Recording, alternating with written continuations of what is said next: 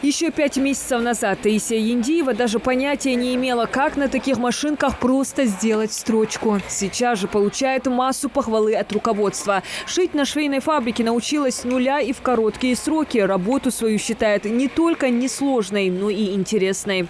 Я шла на обувную фабрику. Пришла сюда, несколько дней прошло, я говорю, а где обувь? Говорят, обувная фабрика в Назрани. И так получилось самовольно, что я пришла сюда, мне понравилось, и я здесь осталась. Так бы я изначально не пошла на швы, потому что я никогда этим не занималась. Освоила я очень быстро, мне оно понравилось с первого дня. Прямо я такое удовольствие получала от этого.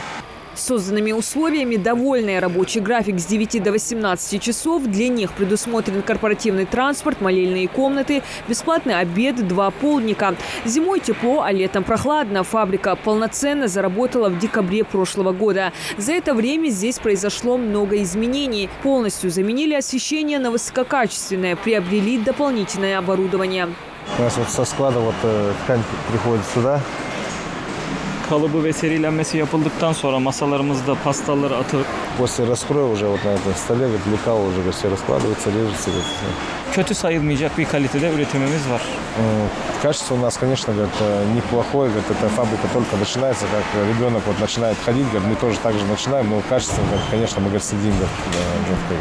Набор работников продолжается, пока одни шьют, другие обучаются. Для этого отведены отдельные линии. Наставники – опытные мастера, которые десятки лет проработали на лучших турецких фабриках. Поначалу всегда трудно, но со временем работники схватывают все на лету. Все шьют по-разному. Кто-то лучше справляется, другие не очень. Работу распределяем так, чтобы каждый справился с поставленной задачей. Правда, общаться приходится через переводчика. Никто из наставников не владеет русским. Все говорят на турецком. Работники не жалуются, говорят, что уже привыкли и даже научились объясняться жестами. Очень хорошо понимаем. Уже начали понимать друг друга. Даже если говорят на турецком, мы уже понимаем их. А так не строгие, очень хорошие все, добрые. Каждый работник шьет свою отдельную деталь и передает ее по конвейеру. В конечном итоге изделие попадает в контрольный отдел, где в случае некачественного пошива продукцию возвращают на доработку. Изначально фабрика шила крупную партию медицинских халатов. Теперь уже начали заниматься женской и мужской одеждой. Только за прошлый месяц здесь шили более 20 тысяч изделий. Сейчас работники отшивают очередной заказ российского производителя – крупную партию детских подростковых спортивных брюк.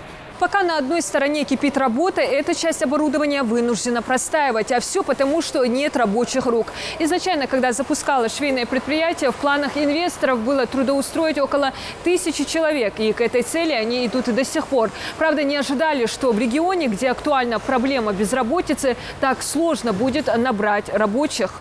Заказов много, мастеров мало. Сейчас здесь трудится более 200 работников. Будь их больше, и объем производства был бы больше. На сегодняшний день руководители предприятия это считают главной проблемой. В остальном, заявляют, вся работа налажена.